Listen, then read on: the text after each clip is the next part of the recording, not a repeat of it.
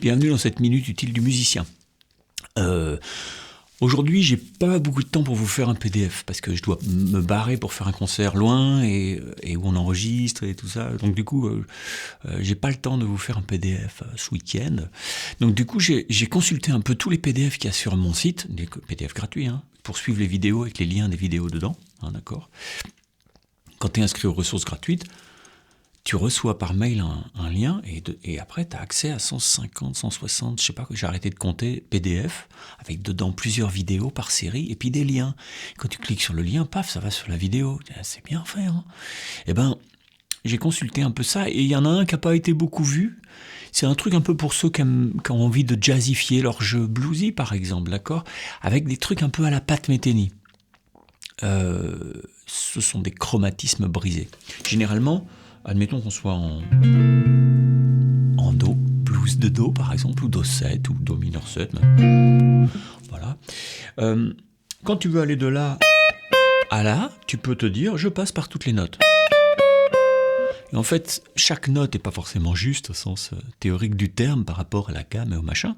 Mais en fait, le fait qu'elle soit prise dans une espèce d'engrenage où on joue tout le monde, c'est comme tu dis, je vais de A à B, je passe bien par le A,5.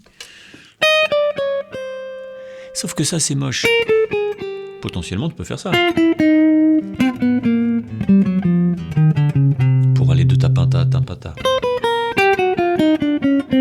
Ça marche toujours, en fait.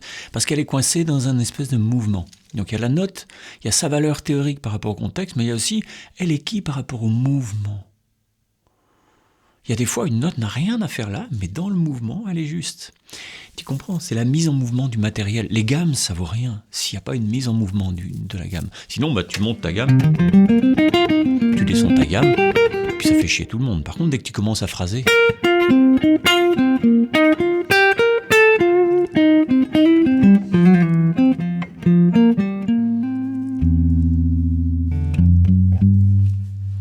Ok? Donc nous, ce qu'on va faire, c'est qu'on va se dire, tiens, on est en blues en Do. Donc je vais partir sur la tierce majeure, qui est déjà hors penta mineur que vous utilisez, ok? Et puis, je vais aller là. Mais au lieu de faire... Moi, jamais je fais ça. C'est pas possible pour moi. Je sais pas pourquoi. Peut-être parce que j'ai l'esprit tordu, ou parce que... je sais pas. Il faudrait que je creuse un peu avec un psy, dont c'est le métier. Mais ça, je peux pas faire, moi. C'est pas possible. Je sais pas pourquoi je peux pas. C'est trop... Ouais. La vie, c'est pas direct comme ça. Donc je vais plutôt faire, et puis on peut apprendre ça chez Pat Metheny beaucoup, à briser le chromatisme. C'est-à-dire qu'en fait, à chaque fois que tu vas adjoindre à une note, soit sa tierce mineure dessous, soit sa tierce majeure dessous. D'accord? Donc une tierce mineure, ça fait ça. Pour que ça crée une tierce majeure, ou une tierce majeure, une tierce mineure, ou une tierce majeure. Ok? Donc ça fait... Mais c'est pas... Et celle-là, elle n'est pas appuyée, c'est une ghost note. Mais même ça, pour moi, c'est trop direct. Donc souvent, tu vois, tu peux le faire sur quelques notes. Tu commences par un chromatisme, comme ça tu fais tierce majeure, tierce mineure, seconde. Ok?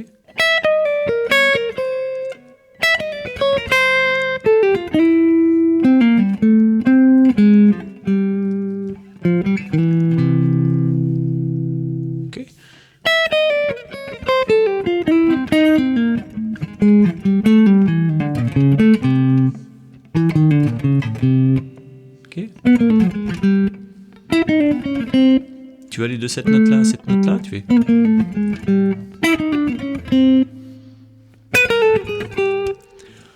C'est surtout où est-ce que ça va qui est important. Il faut absolument que tu tombes nickel. Si tu pars... tu te dis, bon, je sais pas trop où ça va, mais le début, t'es réussi. Non, en fait, il y a qu'une chose qui compte, c'est qu'est-ce que tu vises, comment tu... Et comment ça tombe rythmiquement. Donc il y a un PDF, il a cette gueule-là, et dedans, vous allez trouver des plans dans le genre. Je sais plus. Ça, c'est encore autre chose. C'est une petite réminiscence. Ça là, c'est lydien. Mais lydien dans le blues, faut être habile, ok? Mais ça, c'est aussi une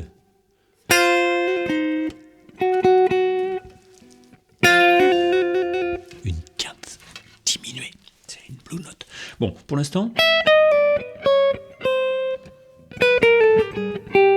tu t'entraînes à faire ça. Ok, déjà juste une ligne.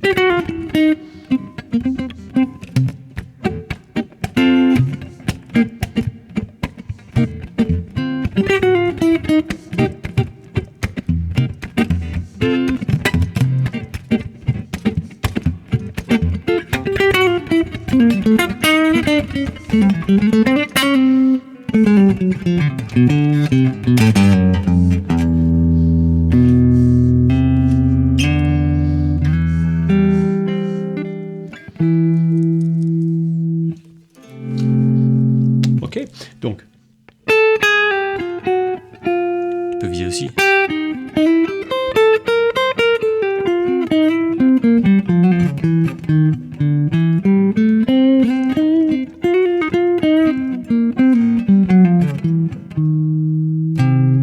Dès que tu veux aller quelque part,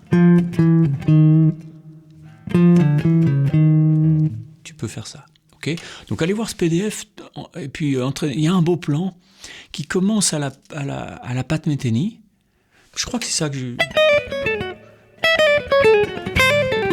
Oh non, peut-être pas aussi complet, plutôt...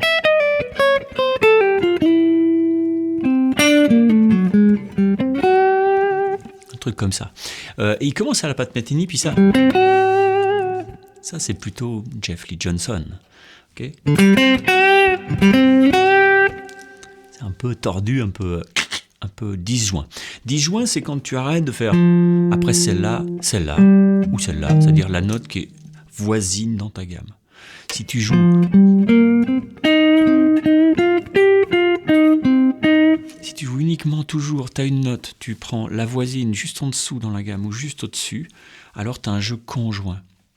À partir du moment où tu sautes des degrés, c'est-à-dire tu ne vas pas jouer après celle-là, mais celle qui est 2 crans au-dessus ou plus, ou 2 crans au-dessous ou plus, alors tu as un jeu plus disjoint. Et le jeu conjoint, uniquement conjoint, ça sonne vite cucu. C'est-à-dire ça peut vite faire le job quand tu commences, mais au bout d'un moment, on va s'ennuyer.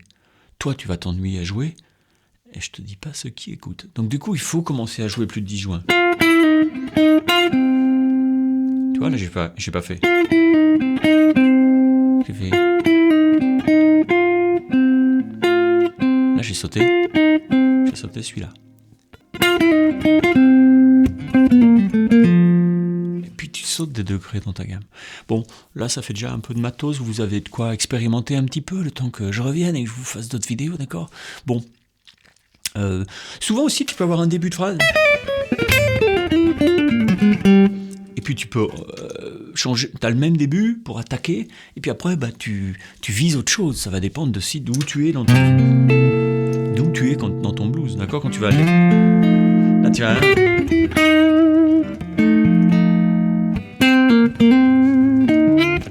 Il ne faut pas hésiter à viser des notes qui font entendre les accords. C'est souvent ce qui manque aux guitaristes quand même, les pianistes y arrivent bien mieux ça, et pour cause.